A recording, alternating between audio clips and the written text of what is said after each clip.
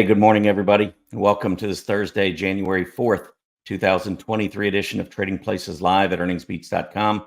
I'm Tom Bowley, Chief Market Strategist here at Earnings Beats, and I'll be your host for the next 30 minutes or so as we prepare for another trading day. So far, 2024, not off to a great start. We were a little bit overbought, well, maybe a lot overbought, ending 2023. And so I think we've seen some profit taking. A little bit of rotation. Some of the areas that led the market in 2023 continuing to underperform so far in 2024. Areas like technology, consumer discretionary, all 21 industry groups yesterday in the consumer discretionary area were down. So we're definitely seeing a little bit of rotation, which isn't a horrible thing. Going to go through some of the numbers with you here in just a second. I do want to mention a couple of things, though, first before we get started.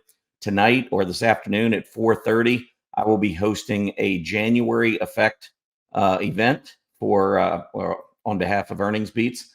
And if you're not familiar with the January Effect, it's really quite phenomenal. The accuracy of the signals that it gives is quite remarkable. Essentially, what we're looking at is, how strong is January? And then we go by the old Wall Street adage, as goes January, so goes the rest of the year. It's not a guarantee, but I'll tell you, it's pretty darn close to a guarantee. And I'm going to go over those numbers and show you a couple of very, very interesting charts during this webinar at 4:30 today. You do need to be an Earnings Beats member, but you can be a trial member. And we do have a 30-day free trial. So make sure you go over to earningsbeats.com, check us out. Come join me this evening. I think you're going to be pretty surprised, probably rather wide-eyed by the time it's over, especially if you haven't heard about the January Effect before, or you haven't listened to somebody who's done a lot of research on it. But I find it really remarkable, and I think you'll enjoy it. So make sure you tune in for that. And then, of course, on Saturday, it's our big event of the year. This is the biggest event we do all year. It's our Market Vision 2024 event. It'll start at 9:30 a.m. Eastern Time on Saturday, January 6th. So in order to join, well, the best way to come to this is to be an annual member of Earnings Beats, because it is free to anyone who is an annual member at Earnings Beats. The event will be free. If you are a trial member, you will save about $350, 50% off. So even just trying us coming to the event tonight, you can save $350 if you sign up for the Saturday event. And again, if you're an annual member at Earnings Beats, you pay nothing. So makes a lot of sense to give us a try for tonight's event. If you've seen, check us out, kick the tires. And if you think this is something that you'd, be interested in, sign up for the annual. You won't lose your 30-day trial, by the way. If you're 2 days into your 30-day trial and you're like, okay, I like the service, I like what you're doing here, let's go ahead and let's go with it, you'll get the rest of your 30-day trial, and then your annual membership will be added on to the end of that. So don't worry about coming in and only getting 2 days for under the free trial. You'll continue to get the rest of your trial. I think that's probably all I got for now. There were a couple economic reports out. Usually I go over that with the 10-year Treasury Yield, but we do have the ADP employment report that came out this morning. It was a little bit hotter than expected, but not too hot. Let me see. Initial jobless claims came out about 15,000 beneath estimate, 202,000 versus 217,000. And let me get that ADP number up if I can.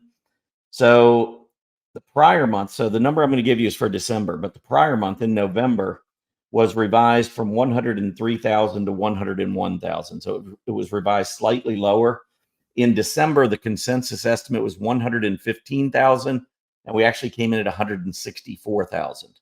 So definitely a beat on the jobs number. Of course, the big numbers tomorrow morning, that's the non-farm payrolls. That's the one that most traders pay attention to. That's the one the Fed pays attention to as well. So I'm much more interested in where that comes in, but at least we have a pretty solid report on the ADP employment report this morning. All right, let's go ahead and take a look at what happened yesterday. Got a lot going to try and get through today. One thing I do want to try to get through is taking a look at all 30 Dow component stocks. The Dow Jones has been performing pretty well. It ended last year pretty strong during that November, December push, and it's also gotten off to a relatively good start here in 2024. So I thought this would be a great time to take a look. And I'm going to look at it from a 5-year weekly standpoint. So at the end of the show, you have that to look forward to. I'm going to try and go through like a lightning round, get through 30 Dow stocks, looking at their long-term charts. All right. Yesterday, Dow Jones Industrial Average was down 285 points, which was about 0.75%. S&P 500 down 38. That was 0.8%. The NASDAQ 100 was down 175 points, which was down a little bit more than 1%. Mid caps and small caps is where most of the selling took place yesterday, at least the bigger selling, with the mid caps down 63 points, which was down 2.25%. IWM, or the Russell 2000, the IWM dropped $5.325. That's a pretty big drop on the IWM, losing about 2 2/3% yesterday. Transports dropped 1.7%. That was 270 points. I thought maybe we would see some support right around 15.5, 15.6. Well, we finished at 15.504. So we are right on some support. I'd like to see a bounce back there. We lost the 20-day moving average on a couple of key indices. The S&P trades almost right on it, but we had the Dow Jones still sitting above it. NASDAQ 100 lost the 20-day moving average yesterday, as did the mid caps, the small caps, and transports. So at least in the short term, we had a couple of breakdowns that we need to keep an eye on. But for now, just a slight break. Obviously, if we put in some sort of reversing candle or we can climb back up above that 20-day moving average, it would be much more bullish. I always like trading above the 20-day rather than below it. Energy, big winner yesterday. Energy gaining 1.6%, jumping back up over $86. PPO above zero, starting to strengthen. And this is the highest close we've seen now since back at the beginning of November. So we're at about a 2-month high on energy. Energy kind of likes, I'm going to show you an interesting seasonality chart just over the last handful of years or so. But recently, energy's done very well in the month of January. So I'll talk about that a little bit later. Utilities also up, gaining about little bit more than 1/3%, also in an uptrend above the 20-day. And then finally, healthcare, which has been strengthening, continued yesterday. It was up early, did finish down on the session, down a little bit less than 0.2%, but it did manage to put in higher high, higher low. And we've got that PPO continuing to strengthen along with the AD line, which is moving up with the price action as well. So all in all, those three areas, of course, you don't see any aggressive areas in there. That's a little bit of a problem. But when the market is generally pulling back or rotating during maybe a pullback phase here, that's not unusual. That's actually normal. Where I start to get more concerned is when the market rallies. Let's say we have a rally from here, go back up, set new highs, and each day along the way we see or hear nothing from the aggressive groups in terms of leadership. That would be something that would start to make me a little bit more nervous about where we stand in the market. Right now, on a pullback, I'm okay with that rotation. Looking at the individual industry groups, this is the exploration and production area. This was your top performing industry group yesterday, gaining almost 1.8%. You can see also trying to take out multiple highs, just a little bit above 1,050. We'll see maybe if we can get a little bit of follow through today, but that would be bullish for the exploration and production group if it were to occur. Pharmas, talked about pharma strengthening day before yesterday. Well, they added on yesterday another 1.5% on the pharmas, jumping up and now getting close to that 860, 870 area where it does have some key overhead resistance. Finally, specialty finance. Specialty finance breaking out above recent highs. This is about a 3.5 month high on the group, and I always like that. So we are, like I said, we're seeing some rotation rather than money just totally leaving the market. That's where you start talking about some significant distribution, which is what we saw at the beginning of 2022. This we're starting to see. Well, we're seeing more rotation. There's a lot of groups that have been weak that are starting to strengthen. So underneath the surface, what I'm seeing is more and more groups participating in this advance, which I think is bullish. Let's see what happens on the next rally, though. That's going to be key. All right, moving on to the 10-year Treasury yield. Again, I pointed out those couple of economic reports that came out earlier. And we were up. Let me see where we are now. Yep, we're still up at 3.99% on the 10-year Treasury yield, but also still below that 20-day EMA. The 20-day EMA currently is at 4%, so we're not much below it, but we are just below it at 3.99. You can see that PPO now, we've gotten across. I look at the PPO a little different than everyone else, or most everyone else. While a lot of folks look at the cross from below to above the trigger line, and for those of you who don't understand the PPO and the trigger line, the PPO is simply the difference between two exponential moving averages. The default, the one I always use, is the difference between the 12 period and the 26 period EMA. So in this case, it's a daily chart. So it's the 12-day and the 26-day moving average. When you are trending down below the zero line, it's telling you that your short-term momentum, the 12-day moving average, is below your 26-day moving average. So the short term is accelerating to the downside faster than the long term. So that's definitely more of a bearish type of move to the downside. And so as long as we're going down, and this is the PPO is going down and staying below this red line. So now what's the red line? The red line is the 9-day moving average of the PPO. So it's just a moving average of itself. So it's pretty much just kind of smoothing things out.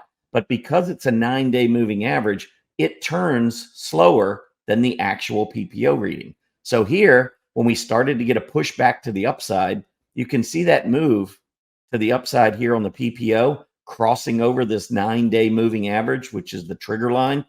A lot of technicians look at that very bullishly. I look at it more bullishly than when it's going down, but I still look at it as cautiously. This is not bullish momentum. This is less bearish momentum. Big difference. When you're below the zero line, that's bearish. When you're above the zero line, that's bullish. Very simple. Again, this is telling you whether or not your short-term moving average is above or below your longer-term moving average. So a lot of times what happens is we get these false crosses, and then a lot of times we end up going back down and either setting new lows on the PPO, or maybe that's where we'll get a positive divergence, where the PPO will not go down as far as it did before, and yet the yield in this case would go down and set a new low. So just want to kind of clarify that, because that's one thing that, when I hear technicians say this is bullish or the momentum is bullish, that is not bullish. That is less bearish. Make sure you understand that distinction.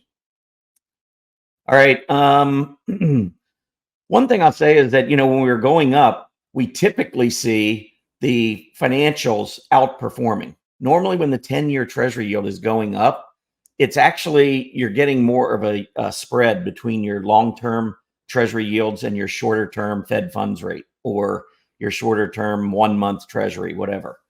And so instead of having a inverted, thank you, couldn't think of the word. Instead of having an inverted yield curve, this is the opposite. Shows a spread, a positive spread between the longer term and the short term. That's the normal way this acts, okay? So normally when this goes up, if you look back at history, you'll see financials normally go up with interest rates going up. In this case, they were flat. They didn't really follow. And now with rates going down, normally that means financials will underperform. Now we've got financials coming up. So we've got kind of a strange kind of a divergence that's been taking place. But I would just suggest this. Think about what's causing rates to go up and down. Is it the economy, or is it the inflation scare? What's been driving interest rates? What do you think has had the most impact? I have my answer. I think it's inflation. That's the big difference between when you start looking at intermarket relationships, they don't always work out.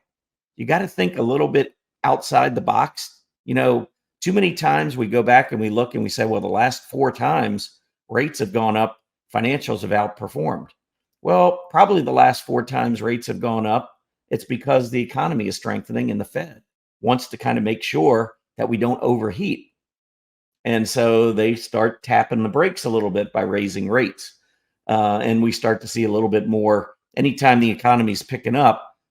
In bond investors, especially long-term bond investors, are going to start looking for the possibility that inflation could come into the picture. And if they start thinking at all about inflation, they will sell bonds because they require higher yields. Nobody wants to hold a 3% or even a 4% 10-year Treasury bond if inflation's at 6%. Great. You just lost 6% buying power and you replace it with 4% dividend.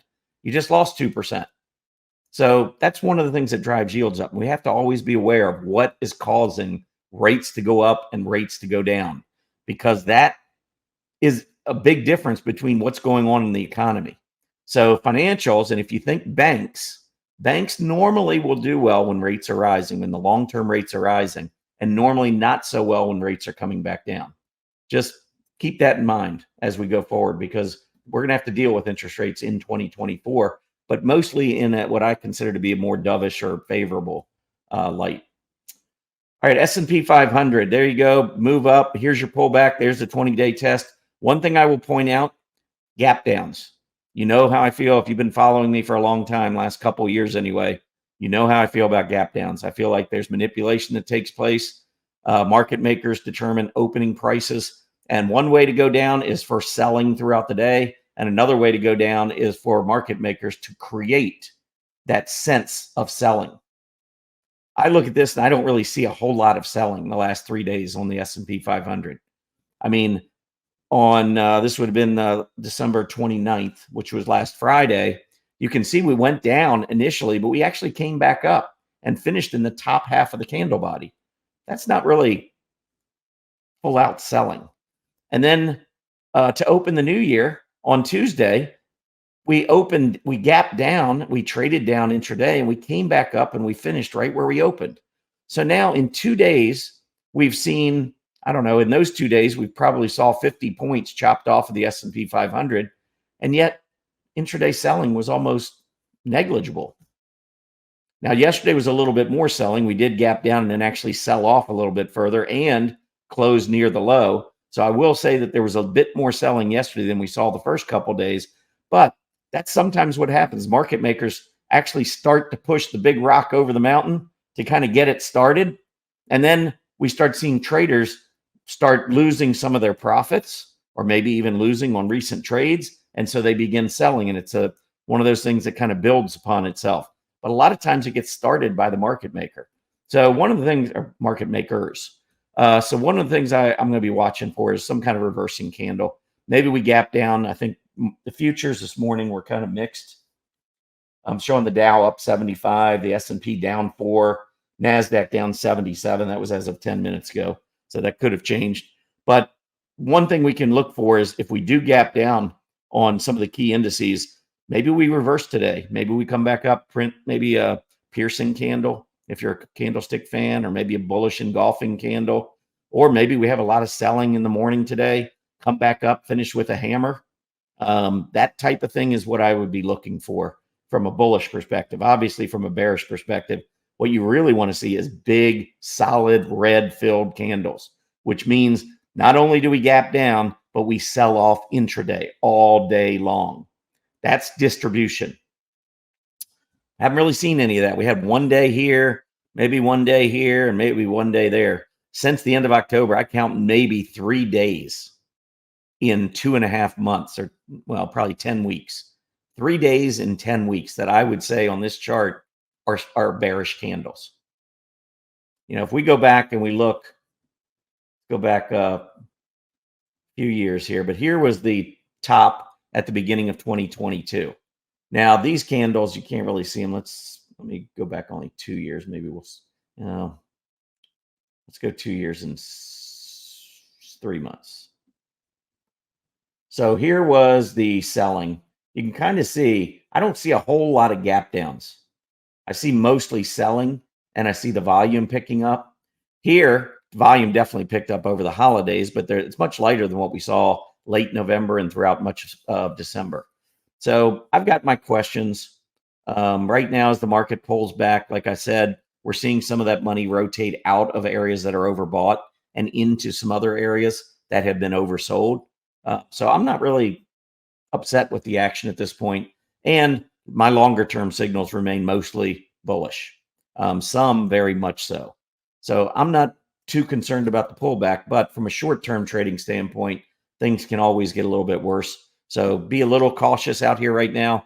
But I'm looking more for something that suggests a big reversal than I am something that looks like we're going to morph into, a bigger downtrend. The NASDAQ 100, this one did go down below the 20-day, but again, you can see pretty significant gaps taking us down. I would say most of the selling, and I haven't looked at this to confirm it, but I would say most of the selling in the last 3 days has been triggered by gaps. In other words, more selling has taken place at the opening bell than has actually taken place during the trading day. And I personally find that to be manipulation more than distribution. IWM, this one has seen more selling. And yesterday was a big day for the bears because not only did we sell all day long, we closed back below the 20-day moving average. Personally, as we got close to that 20-day moving average, I kind of moved a little bit out of my IWM and into the TNA. And I stopped myself right out again during the day yesterday. And I think futures on the IWM were actually up. So I have to kind of figure out what to do there. But I sold half at 194. I think it was 194.30, somewhere in there when the IWM was down, with the thought, and it was intraday, with the thought that if it came back up and closed above 195, I would get back into it. I just didn't want to take all the risk that I had in play on that intraday breakdown. That's one of the things we talked about yesterday in our trading room. Our live trading room was different strategies that you could have going in to this kind of a trade where you're trying to maybe leverage off of a key support level. But this one didn't work at the time, at least at the moment. We'll see maybe if we gap back up and take off. As I've said now for probably the last 4 days, first thing you have to do to end a downtrend is you have to print a higher high. So until we print a higher high, which would be today, we would have to get through 197.67 to effectively confirm that a downtrend might, not definitely, might be ending. Just because we set a new high doesn't mean it's going to end, but you have to have a higher intraday high to stop a downtrend. That makes perfect common sense, I hope. Keep putting in lower lows and lower highs, the downtrend's in play. You cannot end a downtrend without putting in a higher high intraday. So that's one thing I'm looking for on the daily chart. To the downside, if we do gap up and fail, which is possible, gap support, obviously 192.50 is going to be a big level on the IWM. If we can't get that gap support, I really don't see a whole lot until we get back down in that 185 area, which is really interesting because if you pull up a weekly chart, the PPO is just going. I believe this is starting a very significant move to the upside on the IWM. And if I'm correct, the rising 20-week moving average should hold. Where's the 20-week moving average? 184.71, basically 185. So if we go back to that daily chart, this congestion right in here from where we took off was 185. So it kind of lines up both on a on a daily basis and a weekly basis. Now, I'm not saying we're going down to 185. Who knows where we're going to go? Market's really hard to call in the short term. But I would be very prepared if we get down to 185. I don't believe the IWM's closing below 185. That's my opinion. I'm not sure it goes down below 192.50. Let's watch the action. But I always like to step back from the daily chart because you can be swayed a lot by what's going on in the daily chart. I like to step back, take a look at the big picture. And I think in the big picture, things look much, much more bullish. So just keep all of that in mind and manage your trades however you wish based on some of that information. The transports gapped down yesterday right to the 50-day and then traded below. So this is definitely more of a bearish candle. And maybe you could argue, I don't know if we have a higher close up here or not, maybe a slightly lower PPO. I usually wouldn't pay much attention to a divergence that looks that close. I want to see a serious divergence form. That one, I'm not sure if that's a divergence or not, a negative divergence, But if it is a negative divergence, when I see a negative divergence, I look for the 50-day or 50-period test. And in this case, that would be all the way back down around 15,000. That would also be the breakout of this bottoming reverse head and shoulder pattern. So here was the left shoulder. There's the neckline. Here's the head, back to the neckline at 15.2, come into the right shoulder, and then we break out above 15.2. We get back down to 15.2, that's price support, probably getting pretty close to that rising 50-day moving average. So that would be a level on the transports maybe to watch for a reversal. All right, let's go into the chart of the day. I got a lot to cover here in the next 5 minutes. But again, 30-day trial gets you into tonight's event, which is the January effect. Make sure 30-day free trial. We can't give you anything more. It's free. Check us out. You will have to give a credit card, but we'll send out an email before your trial period expires. We don't want you to get charged if if the service isn't for you. That's fine. But anyway, check that out. You can come to tonight's event. And if you just want to go to the event for Saturday and you have no interest in signing up long-term, simply by being a 30-day trial member cuts off 50% of attending Market Vision 2024.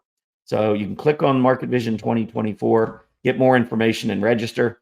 That's coming up on Saturday. Looking forward to it. Grayson Rose, Director of Operations at StockCharts, will be joining me. I think we're going to have a great 5-hour period. That's about how long I suspect it's going to take.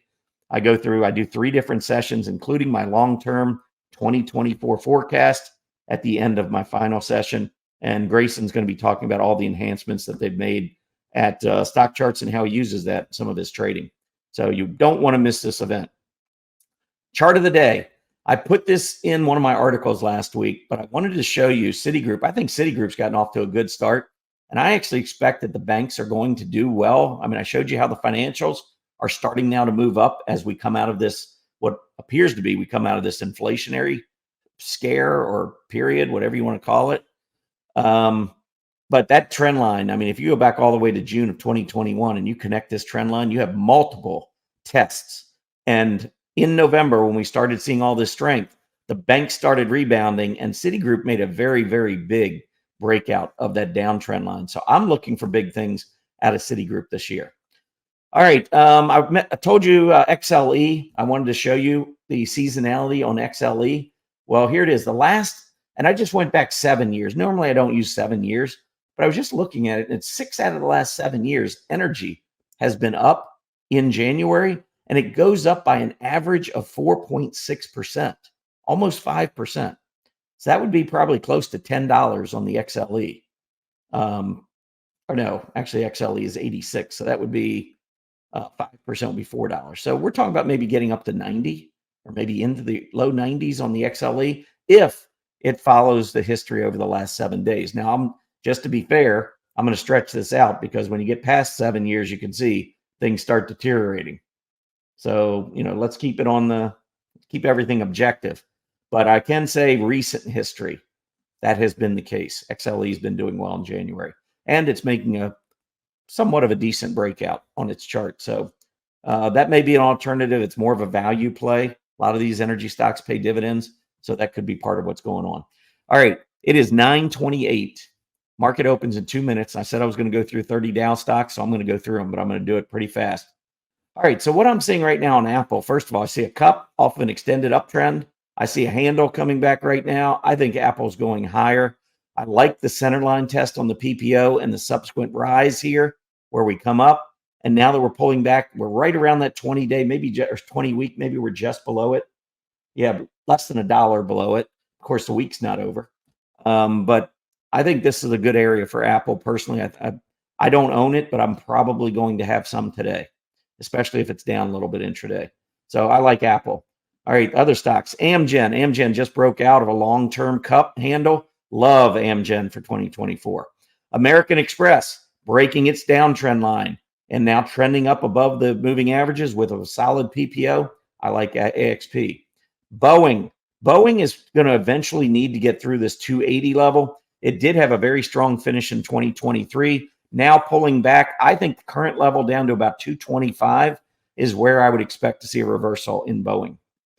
Caterpillar just broke out recently. Caterpillar hasn't really been participating like many of the other stocks during 2023 and into 2024, but it has been participating recently. And I like that PPO coming up off of that center line or close to that center line. I believe the 20-week moving average holds as support on Caterpillar and it goes higher. Salesforce.com made a nice breakout above this prior top, which was back in the summer right before we had that correction. Look at that huge candle that came up, went through. So I now look at price support from 230 to 240, and there's your 20-day as well. I like Salesforce. Cisco Systems, I don't know what's going on with this stock. I mean, here we are at $50. Guess what? In 2019, we're at $50. Cisco has been an underperformer for a long time. I think there are so many better options. We're now trading right on the moving averages. PPO is actually negative. I'm passing on Cisco. I don't like Cisco.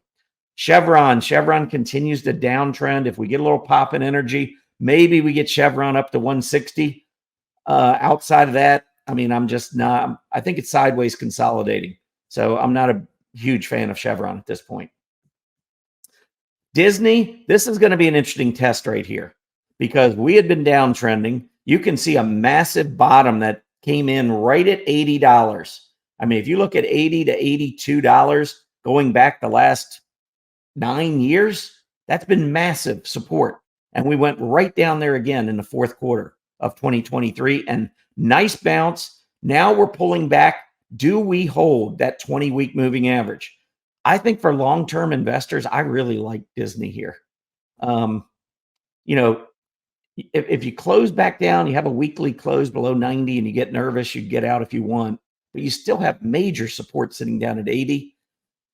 You know, Disney's got some very valuable properties. I don't know. I think that price, even though if I look at just about anything else on the chart, you know, maybe I'd still be a little concerned. I mean, you could take these tops and we're still not getting through the trend line.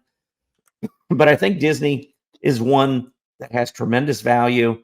Technically, it could make a big bounce off this 20-week moving average. It's kind of one of my bottom fishing plays of 2024. And if you know me very well, you know I'm not really a bottom fisher.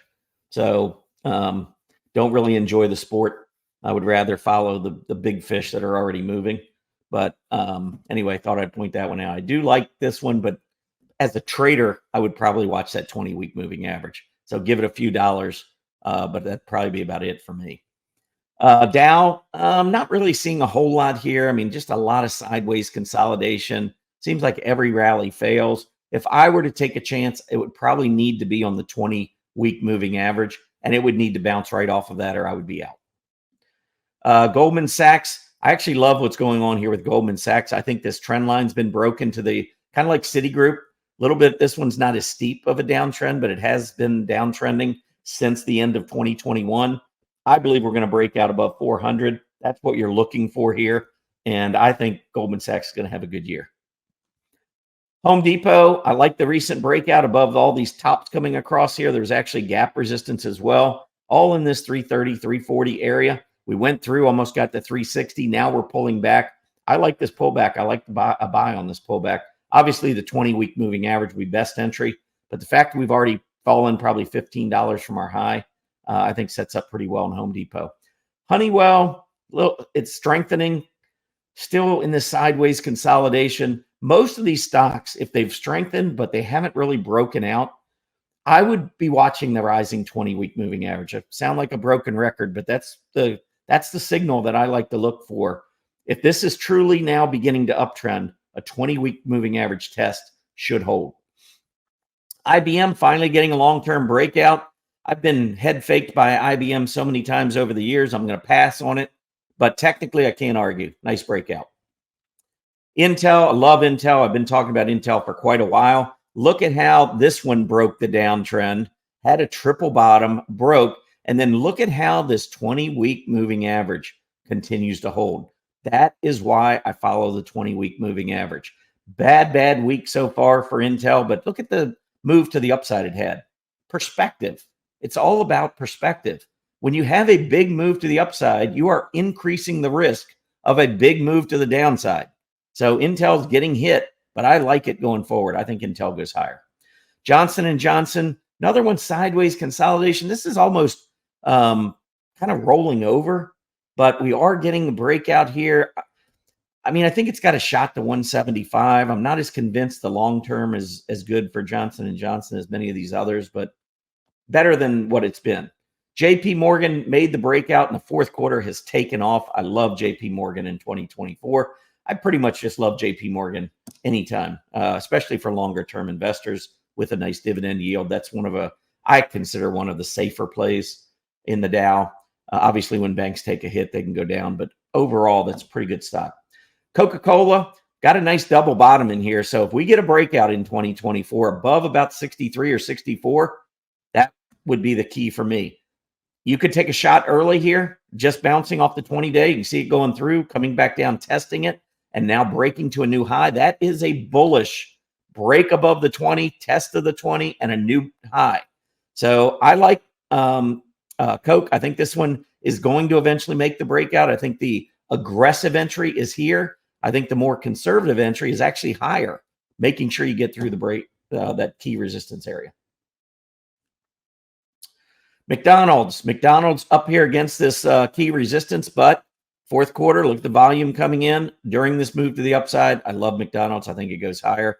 3M, like Citigroup, this is one that broke that downtrend channel and now looks to be trading much, much better. I think any kind of a pullback, we do have resistance at 110. Any kind of a pullback down near or at that 20-week moving average, I think would be an interesting play on 3M. Merck, look at Merck actually trying to make this breakout. That's what we want to see. The weekly PPO from below the center line has crossed.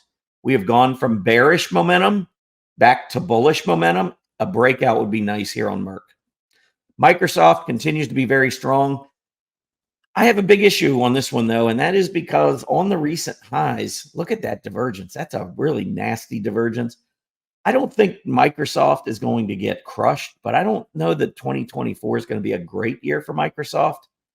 I really think some of these value stocks, the small caps, international, I think some of the other areas may play catch up to some of these bigger stocks. I don't think the big ones like Microsoft are necessarily going to have a fall, but I could see maybe more sideways consolidation, more false breakouts, pulling back, another false breakout, that kind of a year for Microsoft. So I got to see more out of Microsoft. We are at all-time highs or near all-time highs, which is never a bad thing, but momentum seems to be waning. It had a huge move in 2023.